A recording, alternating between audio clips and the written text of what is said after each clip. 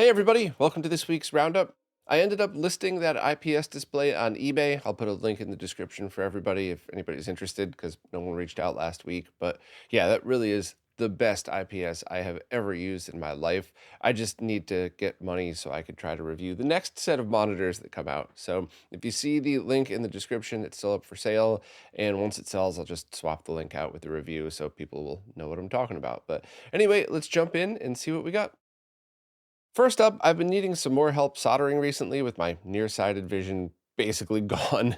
So rather than swap around with three different pairs of glasses, I figured I would try a cheap magnifying headset.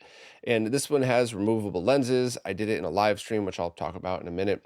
And I ended up using two different lenses in each eye so I could just close each eye depending on how zoomed I wanted to go in.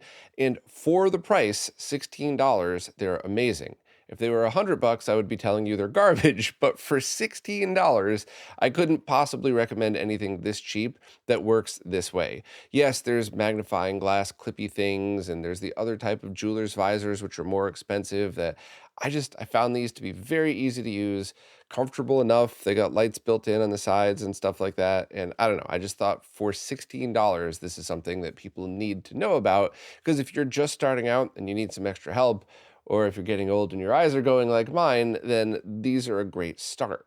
However, there are many better options out there for a lot more money.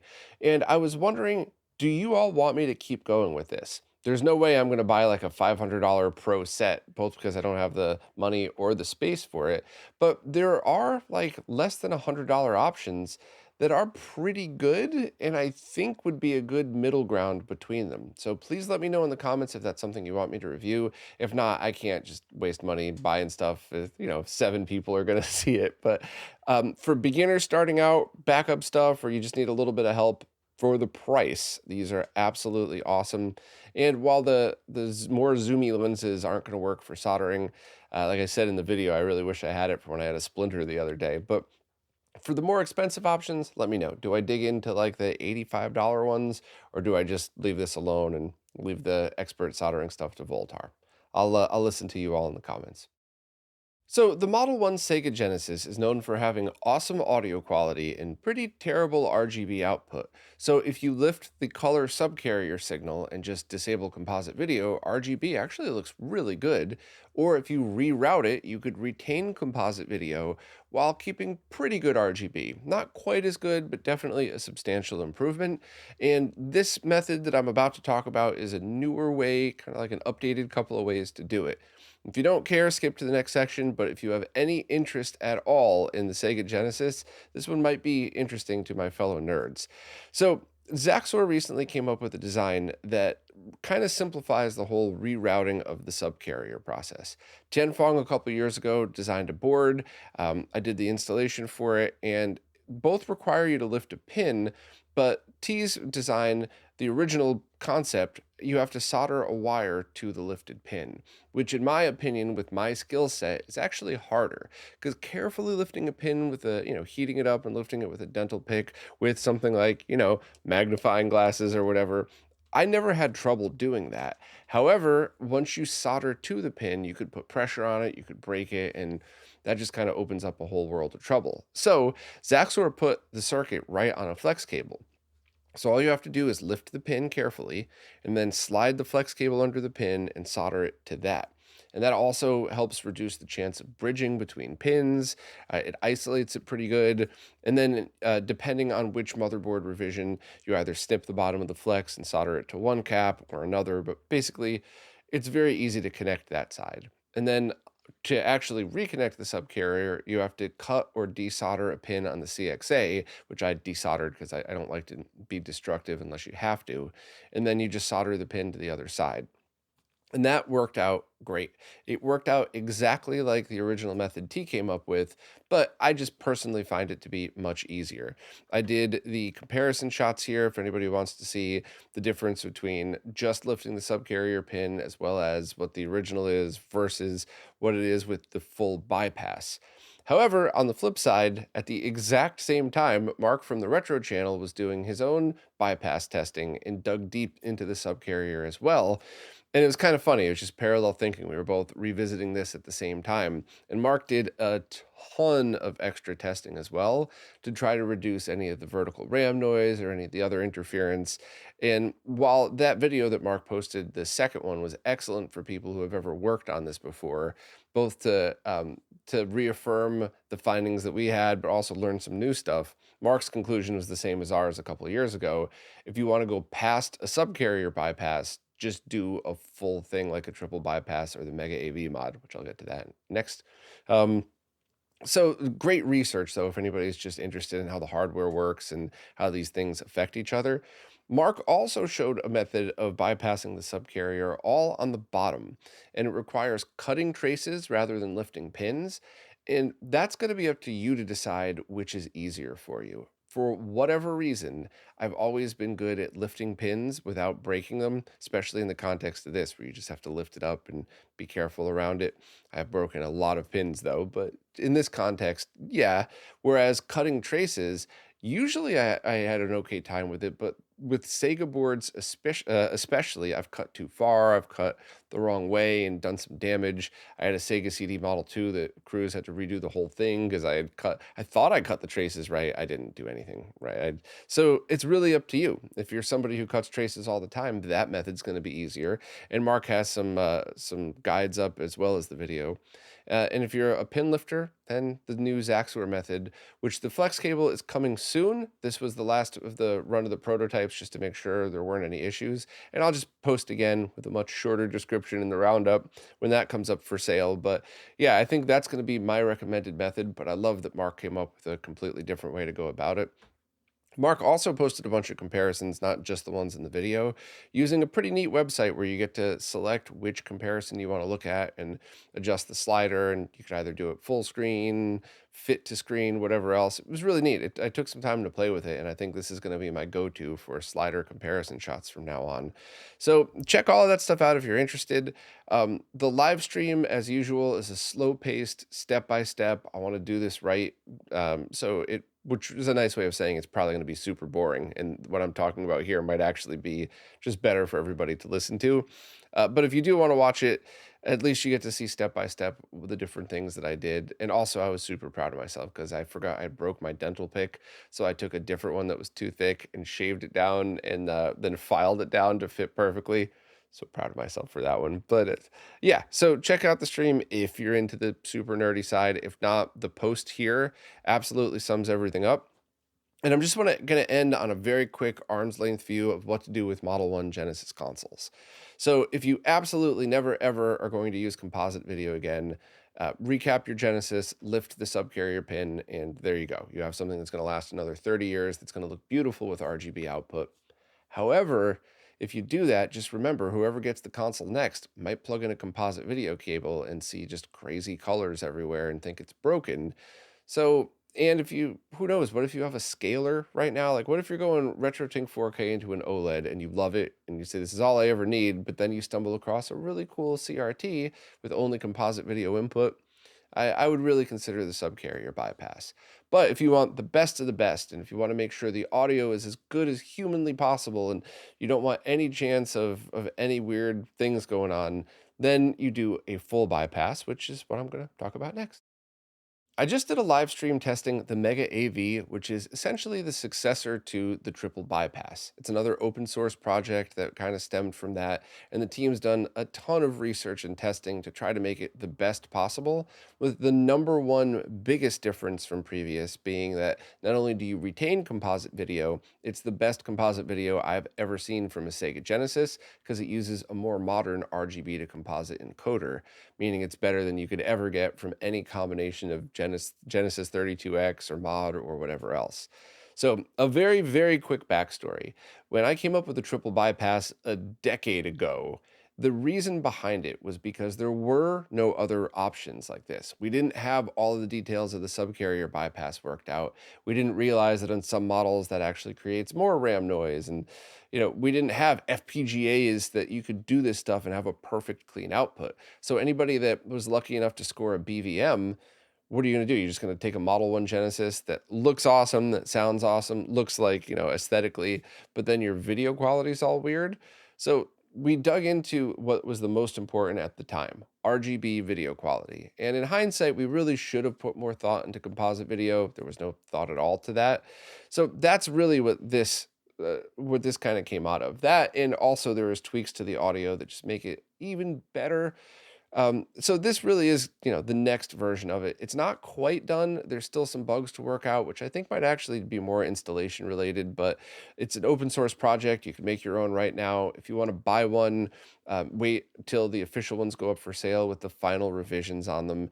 And overall, I really liked it. I thought it was awesome. Now, if you already have a triple bypass installed that's working fine, do not uninstall it to install this one unless you really, really, really need good quality composite video. But if you have one of the triple bypass installs that does re-enable composite video, if your setup's already fine, this is not one of those throw out the old and get the new type of things. Really, unless composite video is just a huge focus for you. But as long as the final revision works out and everything else seems to be as good as it was in this video the live stream that I did, this probably will be my recommendation going forward for anybody that wants to do a full bypass on basically any Genesis model. A couple things to note, live stream was just, typical slow paced again. So if you want to see comparisons between composite video on different revisions and stuff like that, it's probably worth sitting through. But if you just need the basics, this post is all you need. If you want the history of the project and a video with the team about how it all came about, the video is excellent if you're into this stuff. And I did just want to address something that I think was a bit of a misconception. There were a few people that were pretty angry about the use of AI. I personally don't use it, but I think that this would be the scenario in which it just wouldn't bother me because while it might have been used to help with the design, it was a successor to something that we designed years ago. And it was, the AI wasn't there for that. That was originally Renee from DB Electronics, then Tian Fong took it over, then MD Fourier stepped up and Artemio got involved. And it was just, Cruz did all the amazing testing. So this is, an extension of a project that's already had its feet planted firmly in the ground. But also, you can't just say, like ChatGPT, make me a triple bypass. Like there's a ton of testing and research that's involved. So I don't know how heavily AI was used in the creation of the board, but it can't be something that would have been the main driver of the project. It's just impossible. You need real testing. You need a lot to do with it. So, for those of you who get mad at AI, I don't think this is the one to do that with. I guess the song in the video was made with AI, and as somebody who wishes they were once a musician, like if Felix was like, "I'm the greatest musician ever, listen to my song that was made with AI," yeah, I'd be annoyed, but that's not at all what happened. It was a song for a video about a Genesis mod. So for me personally, this is the opposite of what you should get mad at. Or at least my opinion is the opposite you should get mad at when it comes to AI. But I get it. Everybody's entitled to their opinion. I just think that if you are going to get upset over this, understand what it is that you're upset over, because you can't do something like this without hundreds of combined hours of people working together to make it happen, regardless of if you have AI or not. So just my thoughts on that at the end. But yeah, I'll keep everybody posted when it goes up for sale.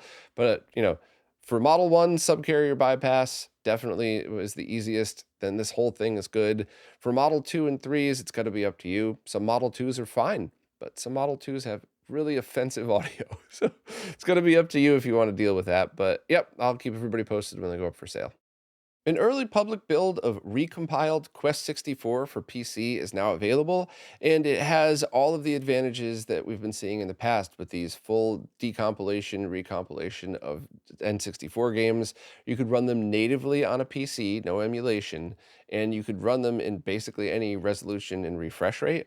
So projects like this are always really cool to me, and very often they become most people's go-to way to play them. And I just wanted to kind of share this with everybody. Recollect 64 has the whole story with everybody involved, and I didn't want to copy and paste that into this post. I'd rather send you over there for the details. Thought that would be more fair. But if you want to see it in action, definitely check out the post. There's a live stream down there as well of it being run by Fuzziness, sorry, in 4K 144. So that was pretty cool to see. I think there's a bunch more as well. I've missed a few of them, but it's funny when I saw this come up, it reminded me of Spaghetti Kart, and I thought, Well, if Quest 64 is out, let me go back and check that one.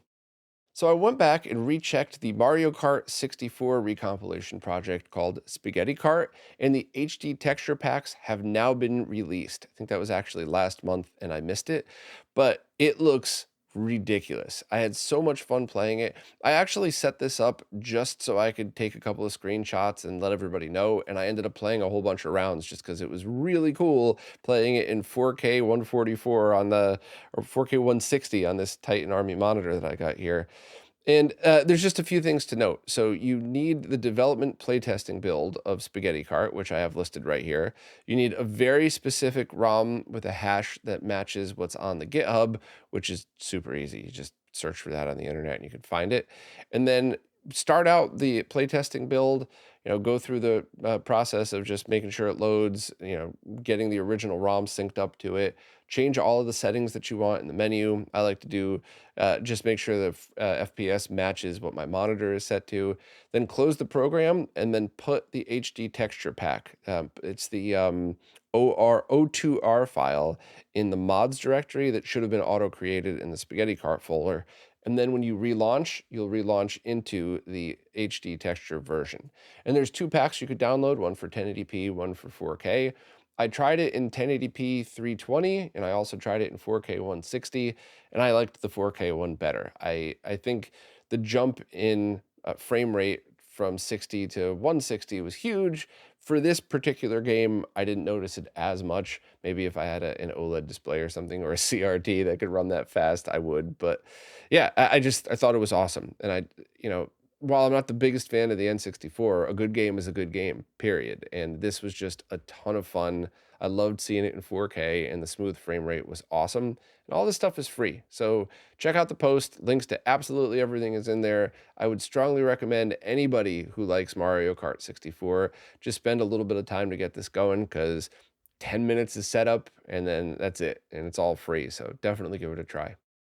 The Slow-Mo guys just posted a video about how the Virtual Boy draws its image, and this was amazing, and another video that you can't really understand what's going on unless you watch it in super slow motion, just like all the other amazing videos the Slow-Mo guys posted, which I put all of them, all of the retro nerd related ones in this post, how a TV works in slow motion, how the zapper worked in slow motion, how things like vector displays worked in slow-mo, and then just degaussing a CRT at 10,000 frames per second because that looked really cool. But yeah, this was awesome, and it really renewed my appreciation for how the Virtual Boy works. And even if you don't love that console, watching this should hopefully ignite the same in you. And like, this was ingenious to get it working this way in the 90s with the technology they had to make it affordable enough. So yeah, this was awesome. This was an absolute must watch for any retro nerd or just anybody that likes to see things in slow motion, I guess. So check that out if you're interested. And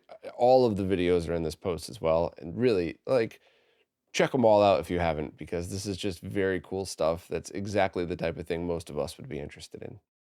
If you use a GDMU in your Dreamcast, you absolutely have to check out Derek Pescarella's fork of OpenMenu, which is an alternative menu system for the GDMU that adds a bunch of features, and Derek just added a whole bunch more to it as well, with some pretty important ones, which may vary depending on your setup, but you now can have virtual folder and subfolder paths for any disk image, which is great. You could basically, you could categorize them any way you want, sort them any way you want, which is so much easier than just scrolling through an endless list of games. And if you're the type of person to just put a handful of games on your SD card and swap like that, probably not that big a deal. But if you're like me and a lot of other people like me who just want to dump a giant ROM set on there so they're all there ready to access whenever you need to, this is a very big deal. Even just sorting by letter is a big deal. So that's pretty awesome. It also supports disk images of all types, making it easy to use with MP3 or VCD player boot disks and stuff like that. It has a multi-disk launcher, exit to BIOS options, and VM2, VM Pro, or USB for Maple support, all enhanced. And fast boot options have been added and are even better than the GD Menu's implementation of it. So basically, If you already run OpenMenu, this should be a no-brainer to switch over to this one. If you haven't seen it yet, now's the time to check it out, especially if you're using something like the new VMU replacements that could all benefit from something like this with the per game saves and all of that. And Derek's also already looking to see what else that can be added and tweaked on it. So this is very cool. I plan on doing mine as soon as possible, and I don't think I'm ever going to switch back to anything else because this is neat. This is exactly what many of us were hoping for, and should simplify it for a lot of people. So links to everything are right there in the post, and it's open source, so you're welcome to contribute or just use it any way you'd like. Square Enix has just opened pre-orders on an official vinyl soundtrack for Chrono Trigger, and it's expensive. It's a box set that's $175, and it comes with a whole bunch of different LPs. I think four black vinyls, each with a jacket showcasing artwork by Akira Toriyama. And there's also a commemorative message, a download code for the MP3s. And this vinyl release matches the original 3 CD release with all 64 tracks. It was a Japan release, so while they will be distributed in the US store, aspects of it may end up being in Japanese only. So if you're a fan of Chrono Trigger, a super fan of the soundtrack, and you want an expensive but awesome looking box set, this is it right here. It probably doesn't get any more official or better than this. It's obviously pretty pricey, so there's other ways to experience the soundtrack for free. But if you're a vinyl collector and you like Chrono Trigger, you're probably already pre ordering this one. Now it's time for this week's Mr. Updates, care of Lou from Lou's Retro Source. As usual, I'm going to skim through these really quickly and just give a basic overview, but if you want all of the details as well as visual examples, please check out Lou's video. First up, the Coin-Op Collection team has announced that Twin Cobra is out of beta, and it was rewritten to be based on the Sky Shark schematics because it could be verified against real PCBs of that. There is now a forked version of the SNES and NES cores that instantly save your game to the SD card, so you don't have to open up the on-screen display to save. However, there was a reason that Mr. Devs hadn't implemented that, and it might wear down your SD card, it could cause problems. So I'm glad that this is something that people are toying around with, and maybe it's something that could be implemented in the official core, but download this one at your own risk just in case. And, it's not too annoying to just open up the on-screen display. What I normally do is when I'm done with a game, I just use the OSD to reboot the Mister, and then I turn it off, and that's how I know my save game was fixed, or save game was saved. Core developer Reiki spent some time working on some Mister items that improved the Taito C chip, and that core should be completed soon. A new version of Zapperoo is available with a bunch of different updates, and also the title IDs are now the default way to identify games, which should make the tokens portable between devices and platforms. I'm really looking forward to checking that out because that is definitely something that I ran into issues with before because I was constantly changing my setup around. Hotego's Sega System 18 core is now public, which means you just run update all to get it. And it's got a bunch of really cool games in there like Moonwalker, Alien Storm, Laser Ghost. Um, the PlayStation Core has been updated with some fixes and a new feature. You could also have the option to choose the old GPU. Thank you, Mr. Team, for implementing that. It was cool to see it in software, and it's even cooler to see it in the Mister now, so we could all see how the old core didn't, or all the old GPU didn't work as well. It's really all it would be used for, but I think it's awesome and important for preservation. And there's a whole bunch of other changes as well that you should definitely check out. There's also test builds of the Apple 2GS core, which is pretty cool because anybody who's old like me probably saw that in your school when you were a kid. So it's nice to, or maybe you were lucky enough to have one. So it'd be cool to go back and revisit that. There's also a brand new computer core based on the IQ 151, which is a Czechoslovakian computer introduced in 1985. Mr. Add-ons has the aluminum armor kit back in stock, and I believe this is the one with the updated I/O board that is very high quality. So if you were waiting on a Mr. kit and you liked the stacked metal design, now's the time to definitely grab one of those. A lot of updates have been added to the PCXT core, which focus on polish and reliability. And also, this core has a Tandy 1000 mode, which I don't understand how that's possible, but I'm really looking forward to trying that because my dad had one as a kid that I basically took over when I got old enough to. The Superstation 1 has shipped, and customers, not me, have already, some customers have already received their consoles. And as soon as it arrives, I'm definitely going to be doing a live stream testing it and checking it out because it's got the potential to be the best turnkey mister as long as it performs as it should and as long as Taki could keep it in stock. Because it doesn't really matter how good something is if you can't buy it or if you got to wait 6 months to get it. It's not really something that could be helpful for most people. A core for Konami's premier soccer arcade sports game has been released, and Hotego also announced some fixes to current cores. The Coin-Op Collection team released a core for Snow Brothers. The Pac-Land arcade core is now considered stable and has been promoted to public status. I already talked about the Sega Channel core from Shane. Definitely check out the post on that if you want more info. There's been an unstable build of the CDI core that improves full motion video playback and a bunch of other updates, and I'm really excited. I'm gonna wait until that one's official because I want to dig into it, and I just want to I don't know. I'm excited for that one. Dave Shadoff said that there's an early stages of a PCFX core. Dave isn't currently working on it, but it just helped to announce it, and it's basically just a proof of concept at the moment. But it's pretty cool that people might be able to experience that. The Legend of Cage is coming soon to the Mister via the Coin-Op Collection team. A Versus NES core is in development, and that's awesome. That's the arcade version of the NES. So I can't wait to see how they're going to do that because a lot of those Versus games had two screens. So are you able to use the I/O board for one and the HDMI for the other? Maybe two CRTs, so you get direct video out of HDMI and then just normal analog out of the I/O board. Is it going to be two screens and one HDMI? Can you like rotate your flat panel monitor and have one above the other? I don't know how they're going to do it, but I can't wait to see. And also, the Versus version of Duck Hunt is way better because it skips to the point much faster. The original is fun, but you got to sit there for 10 minutes before it gets challenging, and that's not the case with the arcade version. Um, Sky Shark is playable. I talked about that before. Hotego did a bunch of maintenance updates to it, and if you're a Patreon subscriber, just remember to always update manually so you can get all the new betas and stuff.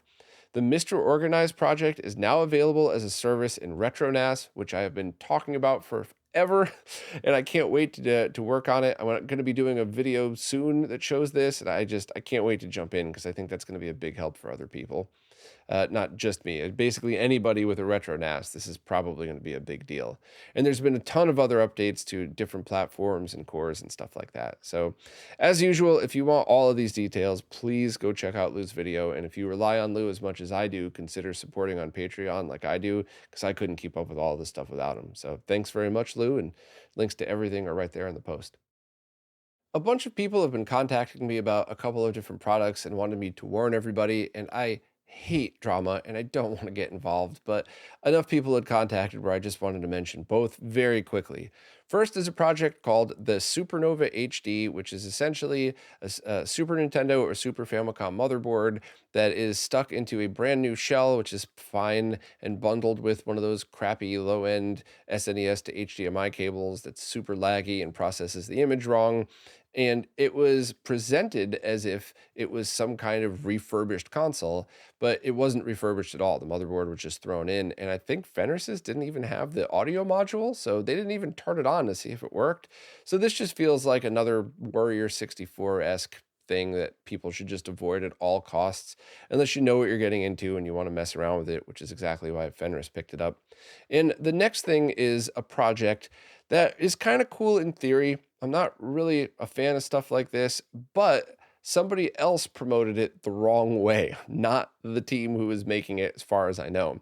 But this is a modern recreation of the VHS TV combo unit with a flat panel TV, and the team is trying to come up with a new way of playing VHS tapes, which that might actually be interesting enough.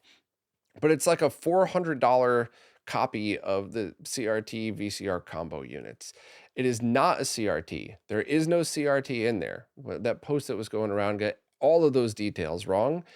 And I kind of have some mixed feelings about that. So, first of all, If you just go to your dump transfer stations electronics bin, I find these combo TVs all the time. And most of the time, they're actually in excellent condition. And I just give them away to people because I want to rescue these things and want to make sure they get in the right hands. There's a lot of retro gamers out there that don't even know a lot of the stuff that we do exists. So this is a fun little gateway drug. So there's no reason to spend 400 bucks on it. Be patient. But the technology inside of here, if they really are trying to make a newer VHS player, that might eventually turn into something worthwhile. That might end up being a player that maybe has got Doomsday Raw RF capture built in or a modern time-based correction. And who knows, that might actually be something cool. And I don't want to crap on the team working on this, because there might be other products that come out of this that are awesome. But this is not anything I would ever recommend. Also, VHS is the worst analog format you could imagine. It is so lossy. There is so much information just destroyed the moment you put it on a VHS tape. And the only reason at all to watch VHS tapes, home videos, of course, which is, you're not going to fix that at all. But, if you want to chase a nostalgic experience, or if younger people want to experience what it was like for us growing up when that's the only option, but do that on a CRT. And if you don't have a CRT to do that with, try to use any modern method of getting it on a flat panel that doesn't stink. But this just seems kind of useless to me. 400 bucks for a paperweight that's not going to look good when you play your tapes. However, once again, the team who's working on it could potentially be doing some awesome stuff that might lead to other projects. So it's up to you. If you have extra money to throw around and this is just a fun little nostalgic thing, or, it's something you want to leave on your shelf, or who knows, there's probably use cases where spending 400 on this is fine, but this is not at all what people were talking about. This is not a CRT replacement. This is not some magical way of processing analog video that makes it look better than other flat panels. It's just a flat panel monitor inside a case that looks like a CRT with a VHS player built in. That's it. So, ignore whatever else you heard. But I do want to keep track of the team and see what's going on with them, because I bet you they're going to have, if what they're doing is legit, they're probably going to have other products that we might be interested in. So we'll see where that goes. But yeah, I'm not talking about either of these anymore. I don't want any drama. Don't involve me in any drama. Fair warnings, just to let everybody know where things stand with those projects. And on a much lighter note, here is my ridiculous review of the week. Lint, like from your dryer. All kidding aside, this is just a silly trick that shows you how to use lint to start your fire as good, if not better, than a starter log, as long as you build the fire properly, which I didn't the first time around because I was too busy getting the camera angle and trying not to put my arm in front of the camera. So I left the fail in there, because anybody that pretends they're perfect is lying to you. I'd rather show the mistake, laugh at it, and then show you the right way to do it at the end. But it's just a free tip that I thought people might come in handy for if you have a fireplace at your house. However, Dave in the comments brought up an excellent point that I should have remembered in the video. This is also a really great demonstration of how important it is to clean your dryer vents out, because if you watch the video, just touching the lighter to this thing, the whole ball of lint just went up immediately. And imagine like you're outside and somehow some kind of spark or anything gets near your dryer vent. That's how these things end up burning your house down, because the lint light's on fire, and it's essentially just like a powerful starter log inside your vents inside your house. So yeah, thanks for the reminder, Dave. Everybody make sure to clean that stuff out. Don't burn your house down.